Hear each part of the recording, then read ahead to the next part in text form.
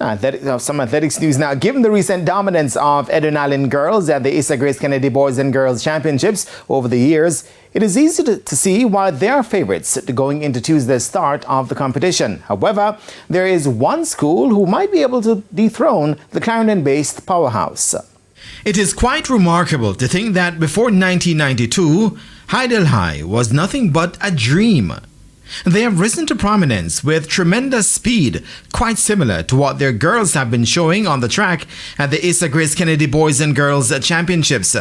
They've already made history this season by winning their first Central Athletics Championships title and are looking to use that momentum to create even more history at Champs.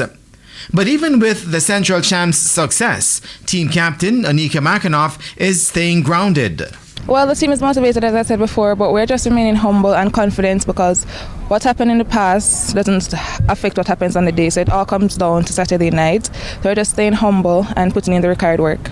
Well, of course, and to sharpen up on, I wouldn't say a lot of things, but we're putting in the work from the earlier parts of the season. So right now it's just to maintain what we already have and just do a little fine-tuning. Meanwhile, World Under 20 200-meter bronze medalist Alana Reid is not only relying on her talent to help Hydel secure the title. Well, I normally say a word of prayer every night for myself and for my team.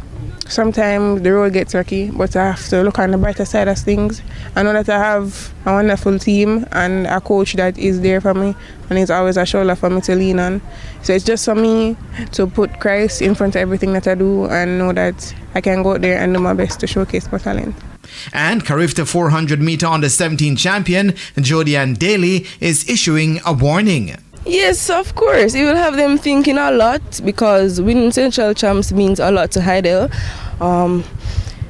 It will have them thinking a lot that we're coming at them, which we are. Yes, I think we are ready. We're mentally prepared, physically prepared. We have been training hard.